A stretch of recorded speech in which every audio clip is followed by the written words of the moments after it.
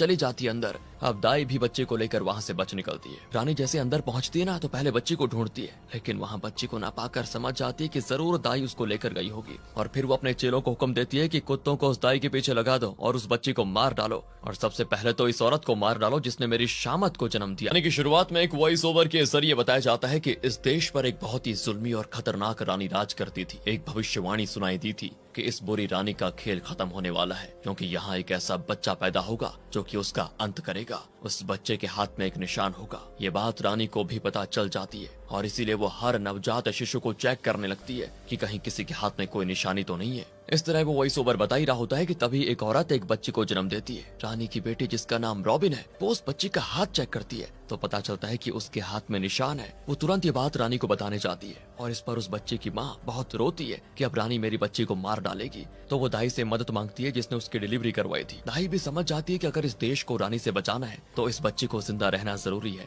इसीलिए वो बच्चे को लेकर वहाँ से जाने लगती है। लेकिन तब रानी आ जाती है बीच में और दाई उसके आगे से झुककर प्रणाम करती है, लेकिन रानी उस पर ज्यादा ध्यान नहीं देती इस समय और चली जाती है अंदर। अब दाई भी बच्चे को लेकर वहाँ से बच निकलती है। रानी जैसे अंदर पहुँचती है ना तो पहले बच्ची को ढूंढती है, लेकिन वहाँ बच्ची को ना पाकर समझ जाती है कि जरूर दाई उसको लेकर गई होगी। और फिर वो अपने चेलों को हुक्म देती है कि कुत्तों को उस दाई के पीछे लगा दो और उस बच्ची को मार डालो, और सबसे पहले तो इस औरत को मार डालो जिसने मेरी शामत को जन्म दिया है। दूसरी ओर दोस्तों, दाई बच्ची के साथ पहाड़, रेगिस्तान, जंगल, इस तरह के मुश्किल रास्तों से होकर आगे बढ़ रही होती है। और यहाँ पर मूवी का टाइटल विलो डालकर मूवी होती है शुरू। वो उस दुष्ट रानी से जितना दूर हो सके इस बच्ची को लेकर जाना चाहती है, इसलिए दिन रात लगातार चलते चलते वो एक जगह पहुंच जाती है। लेकिन वहाँ पे कुत्तों के भौंकने की आवाज आती है। ये रानी के कुत्ते हैं जो दिखने में बहुत ही डरावने लगते हैं और बहुत बड़े भी हैं। इससे पहले वो उस बच्ची को कुछ करते तो दाई घास फूस का एक बेड बनाकर बच्ची को नदी में बहा देती है और बेचारी खुद कुत्तों के हवाले कर देती है खुद को। बहुत देर पानी में बहते बहते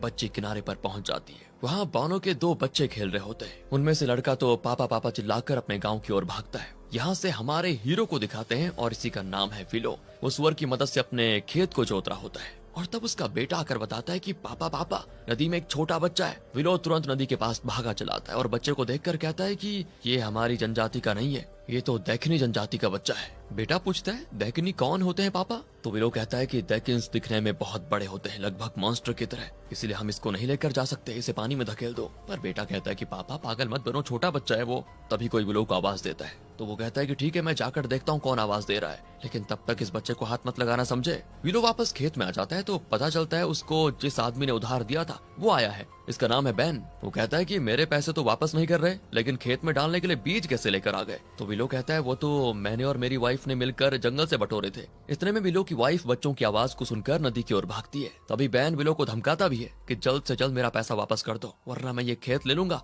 और फिर तुम्हें किसी सुरंग में जाना पड़ेगा अपने परिवार का पेट पालने के लिए। तो उसके जाने के बाद विलो नदी के पास जाता है तो वहाँ उसकी वाइफ ने उस बच्ची को उठा लिया है और वो उसे प्यार भी कर रही होती है। विलो उसको डांटता भी है, लेकिन वो कहती है तुम एकदम बुद्धू हो, बच्ची से डरते हो, कहकर वो उस बच्ची को उठाकर घर लेकर आ जाती है। विलो कहता है कि फिलहाल इसके बारे में हम पंचायत को नहीं बताएंगे, वरना इस खतरनाक टैकिनी को गांव में लाने के जुर्म में वो मुझे सजा दे देंगे। ऊपर से कल गांव में बढ़िया मेला भी लगने वाला है जिसमें सरपंच अपना असिस्टेंट चुनेंगे। अगर मैं वो पदवी जीत गया तो फिर हम तो ऐश करेंगे। वाइफ बच्ची को उसके हाथ में देती है। पहले तो विलो को बच्ची पसंद नहीं आती, लेकिन उसको हाथ में लेते ही वो उसे बड़ी प्यारी लगती है। अगले दिन मेले में सारे बौने खूब मजे कर रहे होते हैं। विलो कोई तमाशा दिखाता है तो सभी ताली बजाते हैं। वहाँ बैन भी आता है और कहता है ये भी कोई तमाशा है क्या, उल्लू बना रहा है तुम सबको। इसी बीच विलो एक सुअर को गायब करने की कोशिश करता है, लेकिन सुअर उसकी बात ही नहीं मानता तो लोग हंस पड़ते हैं कि क्या दिखा रहा है। बैन फिर उसको चिढ़ाकर चला जाता है। इतने में दोस्तों आता है उस गांव का सरपंच जो कि जादू भी जानता है। उसका असिस्टेंट बनने के लिए विलो के साथ 4 और आदमी भी कम्पीट करते हैं। सरपंच अपनी उंगलियां दिखाकर पूछता है कि कौन सी उंगली मैजिकल पावर को कंट्रोल करती है। हर कोई एक एक उंगली बताता है। विलो भी एक उंगली को टच करता है, लेकिन सब के सब होते हैं गलत। इस वजह से वो भी रिजेक्ट हो जाता है। खैर सब मेले और सेलिब्रेशन को एंजॉय करते हैं और तब उस दुष्ट रानी के खतरनाक कुत्ते आ जाते हैं यहाँ पर। वो उस बच्ची को ढूंढते ढूंढते यहाँ पर आ गए थे। तब गांव के रखवाले उन कुत्तों को मार डालते हैं और कहते हैं कि ये कुत्ते जरूर किसी टैकिनी को ढूंढ रहे हैं। अब विलो घबरा जाता है कि कहीं इन कुत्तों ने मेरी वाइफ को कुछ कर तो नहीं दिया, क्योंकि उसी के पास वो बच्ची है। तुरंत ही वो घर आता है तो वहाँ उसकी वाइफ और बच्ची सेफ होती है। अब वो फैसला करते हैं कि हमें जल्द से जल्द इस बच्ची को पंचायत के हवाले कर देना चाहिए, नहीं तो मुसीबत हो जाएगी। और अभी तो उसको ढूंढते ढूंढते रानी के कुत्ते आ गए, और अगर रानी को पता चल गया ना कि ये डैकिनी बच्ची यहाँ पर है तो वो जरूर सारे बौनों को मार डालेगी। फिर वो गांव की मीटिंग में जाते हैं जहाँ वो कहते हैं कि जरूर यहाँ किसी बौने ने डैकिंस के बच्चे को छुपा के रखा हुआ है, उसका पता लगाकर उसको फांसी दे देनी चाहिए। ये सुनते ही विलो घबराकर वहाँ से जाने वाला होता है कि तब सरपंच उसके हाथ में बच्ची को देख लेता है और विलो को मजबूरन कबूल करना पड़ता है कि ये बच्ची उसे नदी में मिली थी। सरपंच कहता है कि यही वो डैकिंस की बच्ची है जिसकी तलाश में वो कुत्ते यहाँ पर आए थे, क्या हम इसको उन कुत्तों के हवाले कर दें? सभी हाँ में जवाब देते हैं दोस्तों, लेकिन विलो कहता है कि प्लीज ऐसा मत कीजिए, वो इस छोटी बच्ची को मार डालेंगे नहीं तो सरपंच कहता है कि ठीक है, फिर तो हमें किसी डैकिनी को ढूंढकर इस बच्ची को उसके हवाले कर देना चाहिए। इतने में बैन कहता है कि इस बच्ची को विलो लेकर आया था तो उसी को ये काम सौंप देना चाहिए। इस तरह वो विलो को फंसा देता है और अब सरपंच विलो के साथ जाने के लिए 4 बौनों को भी चुनता है और उसमें बैन भी होता है। बैन जाना तो नहीं चाहता लेकिन सरपंच की बात तो माननी पड़ेगी। सबके जाने के बाद सरपंच विलो से कहता है कि देखो मैं जानता हूँ तुम दिल के बहुत अच्छे हो, लेकिन तुमने मेरे सवाल का गलत जवाब दिया था, क्या कम से कम अब तुम्हें उस सवाल का सही जवाब आता है, बता दो। विलो कहता है कि हाँ, पावर को कंट्रोल करने वाली उंगली मेरी खुद की उंगली होगी ना कि आपकी। तो सरपंच भी कहता है कि हाँ, तुम्हें खुद पर विश्वास होना चाहिए तभी तुम जादू सीख पाओगे। और इस तरह सरपंच विलो को 2 बीज देता है और कहता है कि अगर कोई तुम पर हमला करने आए तो उस पर ये बीज फेंक देना और वो तुरंत पत्थर बन जाएगा। विलो वहाँ से घर आता है तो उसके बच्चे कहते हैं कि आप डैकिंस की तलाश में जा रहे हैं ना पापा, ध्यान से जाना, लेकिन हमारे गांव के बाहर कई मॉन्स्टर्स रहते हैं, उनसे आप कैसे बचेंगे? विलो कहता है कि पापा जादू जो जानते हैं बेटा, मॉन्स्टर को तो मैं पत्थर बना दूंगा उस चुटकी में। उसकी वाइफ उससे अलग होने के बारे में सोचकर काफी दुखी होती है। विलो उसको भी हिम्मत देता है तो वो विलो को अपना एक बाल देती है और कहती है ये तुम्हारी रक्षा करेगा, जल्दी लौट आना। फिर सरपंच आता है और वो एक पत्थर को ऊपर फेंकता है जो कि पक्षी बनकर उड़ने लगता है। सरपंच विलो और उसके साथियों से कहता है कि तुम लोग इस पक्षी के पीछे जाओ, यही तुम्हें डैकिंस तक पहुंचाएगा। लेकिन एक आदमी कहता है कि सरपंच जी, वो पक्षी तो हमारे गांव के अंदर जा रहा है। हे भगवान, लगता है इस पक्षी ने पी के रखी हुई है। खैर तुम छोड़ो, तुम लोग इस नदी को फॉलो करते जाओ और आखिर में तुम लोग डैकिनी जनजाति के लोगों के पास पहुंच जाओगे। उनमें से किसी के भी हाथ में इस बच्चे को देकर तुरंत भाग कर आ जाना, क्योंकि बाहरी दुनिया में हम बौने सेफ नहीं है। फिर विलो और उसके साथी निकल जाते हैं। दूसरी ओर रॉबिन उस दाई की लाश को लेकर रानी को दिखाती है तो रानी कहती है इसकी लाश का मैं क्या करूंगी, मुझे उस बच्ची की लाश चाहिए जो मेरी जान लेने वाली है। तुम जल्दी से उसको ढूंढो और तुम्हारी मदद के लिए मेरा सेनापति भी साथ आएगा। रॉबिन को पर सेनापति से सख्त नफरत है, लेकिन सेनापति को रॉबिन पसंद है और रॉबिन रानी की बात भी नहीं टाल सकती और सेनापति को साथ ले लेती है। उनके जाने के बाद रानी का खास मांत्रिक कहता है आप अपनी बेटी पर विश्वास मत कीजिए, क्योंकि भविष्यवाणी के अनुसार वो भी आपको धोखा देने वाली है। रानी कहती है वो ऐसा कभी नहीं करेगी, मुझे उस पर पूरा भरोसा है। यहाँ विलो और उसके साथी बहुत दूर सफर करने के बाद एक जगह आराम करते हैं, लेकिन तब घोड़ों और कुत्तों की आवाज आती है। वो झाड़ियों में छुप जाते हैं। ये घुड़सवार लोग आपस में बातें करते हैं कि डैकिंस की वो बच्ची बौनों के पास है और खबर मिली है कि वो उसे डैकिंस के पास छोड़ने गए हैं। वो लोग बहुत दूर नहीं गए होंगे, हम उन्हें जल्दी पकड़ लेंगे। ये बातें सुनकर विलो और उसके साथी घबरा जाते हैं कि ये करने क्या वाले हैं। फिर घुड़सवारों के जाने के बाद ये लोग अपना सफर फिर से शुरू करते हैं। जंगल, पहाड़ और चट्टानों को पार करके सरहद पार पहुंच जाते हैं जहाँ 2 पिंजरे लटक रहे होते हैं। ये लोग रात को वहीं रुकने का करते हैं फैसला कि सुबह किसी डैकिनी को ढूंढकर उसके हाथ में इस बच्चे को दे देंगे। विलो उस पिंजरे के पास जाता है तो उसके अंदर से एक आदमी उसको पकड़ लेता है और कहता है कि चुपचाप मुझे पानी दो वरना मार डालूंगा। तो विलो भी उसके लिए पानी लेने के बहाने जाता है, लेकिन उसको पानी नहीं देता। वो चिल्लाता है कि अबे बौने, मुझे धोखा दे दिया तुमने, मैं बहुत ही बुरा आदमी हूँ समझे, तुम्हारी जान ले लूंगा। तो विलो के साथी कहते हैं ये दिखने में तो एकदम डैकिनी ही लगता है, क्यों ना बच्चे को इसके हवाले करके हम वापस अपने घर चले जाएं। ये सुनकर पिंजरे वाला आदमी कहता है कि अच्छा तो ये बात है, तुम लोग बच्ची को मुझे दे दो,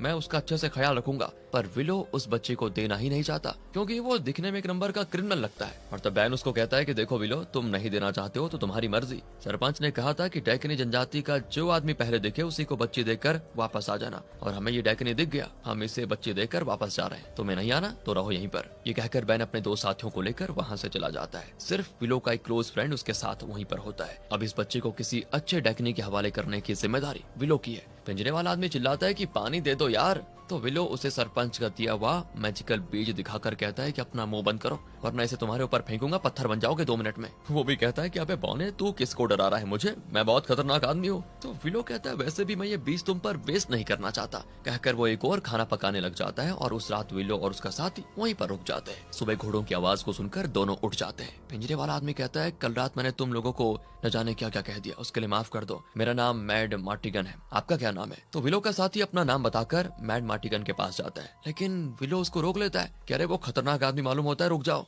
उस पर विश्वास मत करो। इतने में एक और घोड़ा तेजी से आता है तो विलो उसे रोकने की कोशिश करता है, लेकिन वो नहीं रुकता। तब मैड मार्टिगन कहता है कि मुझे लगता है यहाँ पर कोई युद्ध होने वाला है। तो विलो पूछता है क्या तुम खुद भी कोई सोल्जर हो? तो वो कहता है कि हाँ, इस दुनिया में तलवार चलाने में मुझे कोई टक्कर नहीं दे सकता, अब तो मुझे थोड़ा पानी दे दो यार। फिर विलो उसे पानी देने जाता है और तब वो दूर एक बहुत बड़ी सेना को आते देखता है और घबराहट के मारे पानी को नीचे गिरा देता है। ले दिया था थोड़ा सा पानी, वो भी नीचे गिरा दिया, कहकर वो अपने भीगे हुए हाथ चाटने लगता है। इसी बीच कई घुड़सवार उन्हें पार करके जाते हैं, सिर्फ एक आदमी रुकता है। विलो कहता है कि आप प्लीज इस बच्ची को रख लीजिए, ये आपकी जनजाति की बच्ची है, मतलब ये बच्ची भी आपकी तरह एक डैकिनी है। पर वो कहता है हम सब युद्ध के लिए जा रहे हैं, तुम इस बच्ची को किसी औरत को दे दो। तो मैड मार्टिगन कहता है तुम खुद भी तो एक औरत ही हो, फिर ले लो ना इसको। ये सुनकर वो घुड़सवार पिंजरे की ओर देखता है और चिल्लाता है कि अबे मैड मार्टिगन तू क्या हुआ, तुझे फिर से पिंजरे में डाल दिया क्या? अरे इस बार कौन सी गलती कर दी तूने?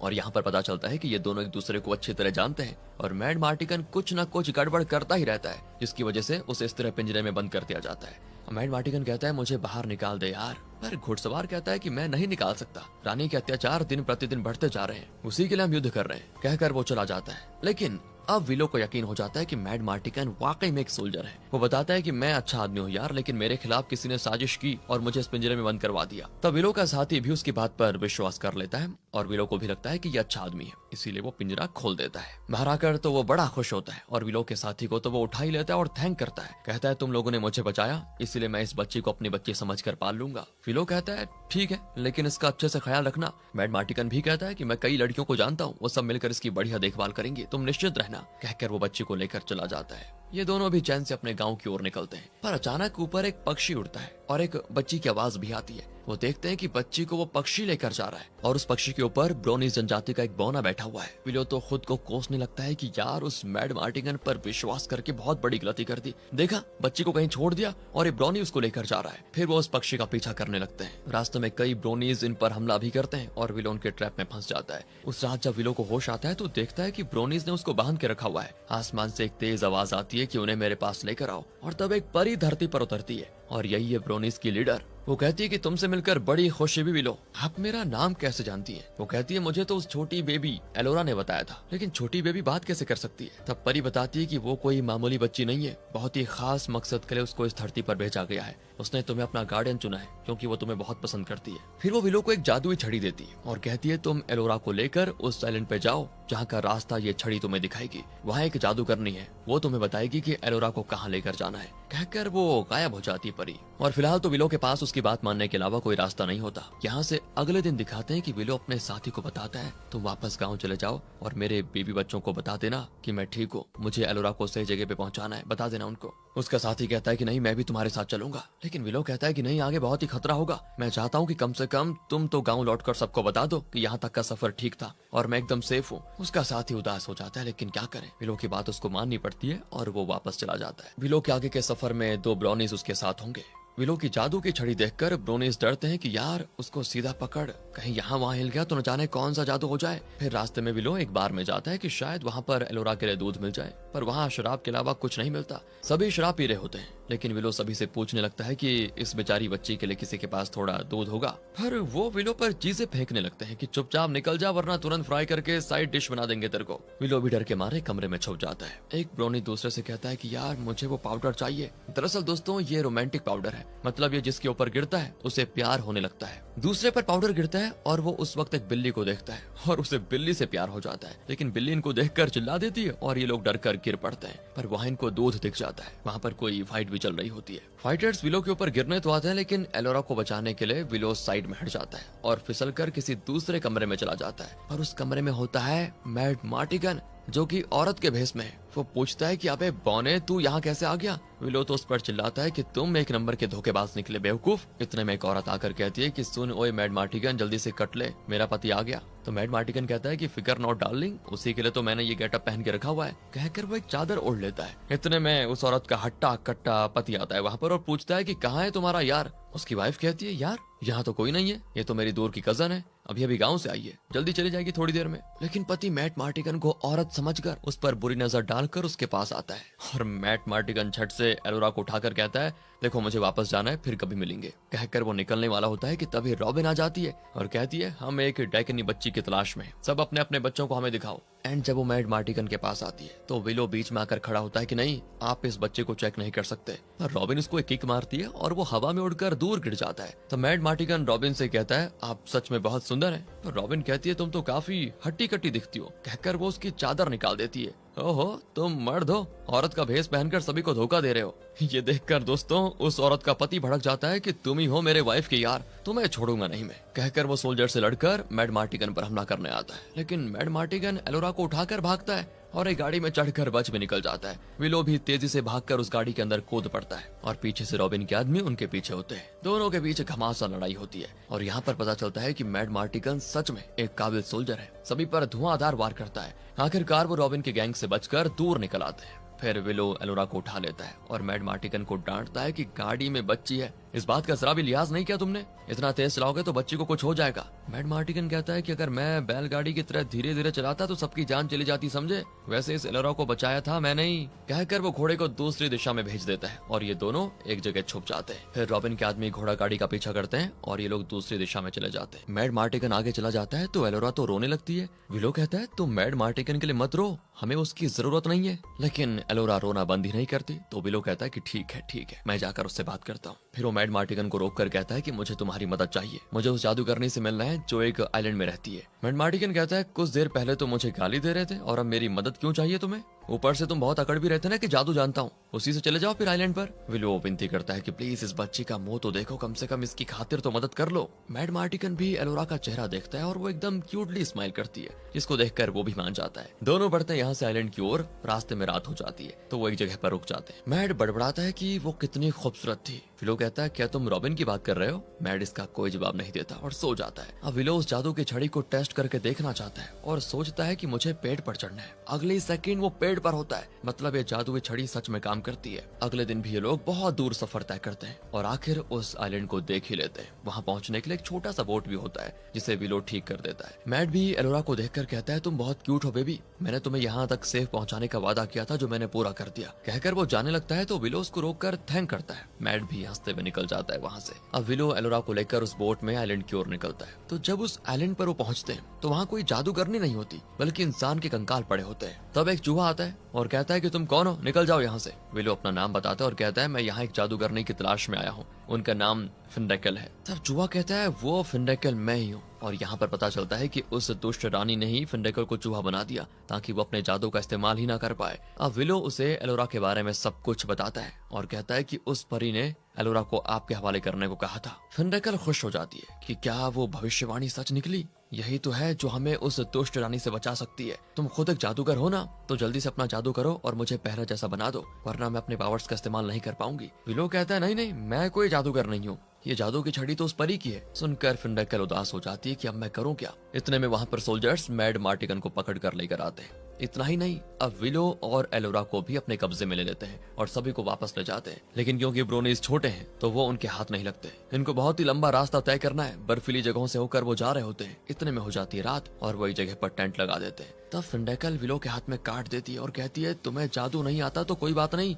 कम से कम मेरा कहा हुआ मंत्र तो यूज करो। कहकर वो कोई मंत्र कहती है जिसे वो दोहराता है, लेकिन बीच में गलत बोल देता है, जिस वजह से फिंडेकल वापस जादूगरनी बनने के बजाय कौवा बन जाती है। इतने में दो ब्राउनीज वहाँ पर आ जाते हैं। तब जाकर उन्हें चैन आता है। वो अपने बालों से ताला खोलने की कोशिश करते हैं तो मैड मार्टिगन कहता है कि तुमसे नहीं होगा, लाओ मैं तोड़ता हूँ। कहकर वो ताला तोड़ने लगता है। तब ब्राउनीज उसको धक्का देकर खुद तोड़ने की कोशिश करते हैं, लेकिन तब उनके बैग से वो रोमांस वाला पाउडर मैड पर गिर जाता है। जैसे तैसे वो ताला खोल देता है और सभी बाहर निकल जाते हैं। तभी लो मैड मार्टिगन से कहता है कि उनके टेंट में ही एलोरा होगी, वहीं से जाकर उसको उठा लेते हैं। पर मैड कहता है तुम रुको, मैं जाता हूँ। कहकर वो टेंट में घुसता है, लेकिन एलोरा को उठाने के बजाय वो रॉबिन को देख लेता है और क्योंकि उसके ऊपर तो रोमांस का पाउडर पड़ा हुआ है तो अब उसे रॉबिन से हो जाता है प्यार। विलो बाहर से उसे इशारा करती है कि अबे रोमियो जल्दी से बेबी को उठा, क्या कर रहा है। पर मैड रॉबिन को किस करने जाता है, लेकिन वो उसके पेट पे चाकू की नोक दबा देती है और कहती है जरा भी हिले तो तुम्हारी गर्दन काट दूंगी। तो मैड भी कहता है कि ये क्या कह रही हो प्रिय, तुम मेरी चांद हो,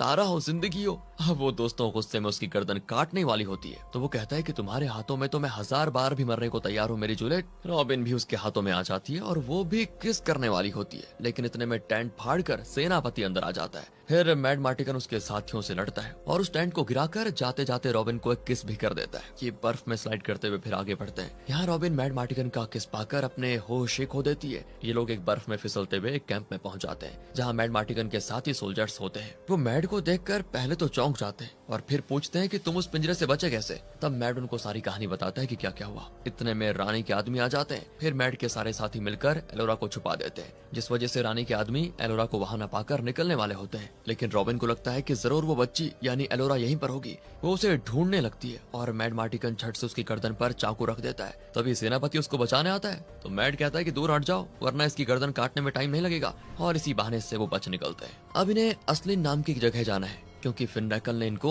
एलोरा को वहीं ले जाने को कहा था। रास्ते में रॉबिन मैड से पूछती है तुम मुझसे चिपके हुए क्यों हो, क्या इसीलिए कि मैं तुम्हारा चांद हूँ, तुम्हारा तारा हूँ। मैड कहता है ऐसा तो कुछ नहीं है और वो गुस्सा हो जाती है। तो क्या जो तुमने मुझसे कहा था वो सब झूठ था? तुमने तो ये तक कह दिया था कि मैं तुम्हारी जिंदगी हूँ। मैड कहता है मैंने ज्यादा पी रखी थी शायद, इसलिए नशे में कुछ ज्यादा बक दिया। रॉबिन भी गुस्से में उसे मारकर बच निकल जाती है, लेकिन मैड उसे पकड़ लेता है और उसकी आंखों में आंखें डालकर कहता है कि तुम मुझसे बचकर कहीं नहीं जा सकती। इतने में दोस्तों वो कौवा यानी फिनरैकल आ जाती है और कहती है कि रानी के आदमी इसी तरफ आ रहे हैं। मैड किसी तरह रॉबिन को अपने साथ लेकर जाना चाहता है लेकिन रॉबिन नहीं आती। अब मैड और विलो वहां से फिर बच निकलते हैं। जल्द ही वो पहुंच जाते हैं अस्लिन नाम की उस जगह पर जहाँ एक बड़ा पैलेस है, लेकिन अंदर सबके सब पत्थर बने होते हैं। मैड परेशान हो जाता है कि यहाँ तो कोई भी नहीं है। जल्द ही रानी के आदमी भी आ जाएंगे और एलोरा को लेकर जाएंगे, हमें भी मार डालेंगे, कुछ तो करना होगा। इस तरह बात करते करते वो किसी जानवर के गोबर पर पैर रख देते हैं और ये तो ट्रोल का गोबर है। ये बहुत ही खतरनाक जगह है। ट्रोल दोस्तों एक तरह का मिथिकल क्रिएचर होता है। इतने में मैड अंदर जाकर देखता है तो वहाँ पर बहुत सारे हथियार होते हैं और तो और वहाँ पर एक सोल्जर सूट भी होता है, जिसको देखकर मैड बड़ा खुश होता है कि चलो मेरा काम हो गया। यहाँ फिनरैकल फिर से विलो से वो मंत्र बुलवाना चाहती है ताकि वो जादूगरनी बन जाए, लेकिन विलो अभी भी ठीक से नहीं कह पाता।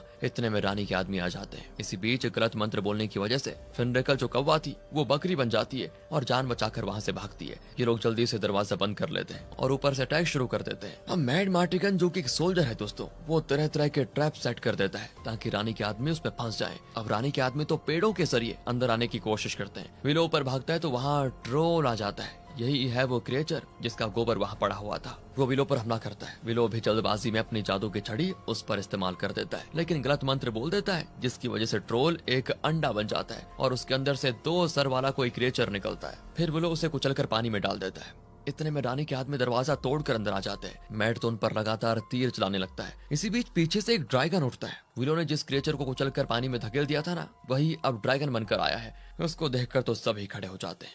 मैड तो सोचता है कि अरे वाह सब मुझसे डरकर भाग रहे हैं, लेकिन जब वो मुड़ता है ना तो ड्रैगन को देखकर उसकी भी हालत खराब हो जाती है। पर इनकी लड़ाई जारी रहती है। विलो और मैड इनसे एक और लड़ रहे होते हैं तो दूसरी ओर वो ड्रैगन आग उगलकर दूसरे सोल्जर्स को खत्म कर रहा होता है। अब मैड को इतना बढ़िया लड़ता देखकर रॉबिन तो उस पर फिदा हो जाती है। वो मैड के पास जाकर उसे उठाकर सीधे किस भी कर देती है और इसी बीच विलो ने उस ड्रैगन पर चाकू घोंप दिया था, जिसकी वजह से वो आग उगल नहीं पाता और थोड़ी देर में फटकर मर जाता है। इसी बीच मैड के साथी उसकी मदद के लिए आ रहे होते हैं। उनके बैग में वो छोटे ब्राउनीज होते हैं। सभी मिलकर रानी के आदमियों से लड़ते हैं। इतने में सेनापति विलो से बच्ची को छीनकर वहाँ से बच निकलता है। विलो की भी टेंशन कि अब एलोरा को कैसे बचाएं, तो मैड उसको दिलासा देता है कि फिक्र मत करो, अब तो हमारे पास इतने सारे सोल्जर्स हैं, हम एलोरा को जरूर बचा पाएंगे। यहाँ सेनापति रानी के महल में पहुंच जाता है। ये लोग भी पीछे पीछे उसके पीछे आ जाते हैं, लेकिन अब प्रॉब्लम यह है कि इतनी ऊंची दीवार के उस तरफ जाना बहुत ही मुश्किल होगा। यहाँ सेनापति एलोरा को रानी के हवाले कर देता है और वो बड़ी खुश होती है, लेकिन जब उसको पता चलता है कि उसकी अपनी बेटी रॉबिन मैड के साथ मिल गई है तो वो शॉक। और यहाँ उस मंत्री को दिखाते हैं जिसने शुरुआत में ही रानी को बता दिया था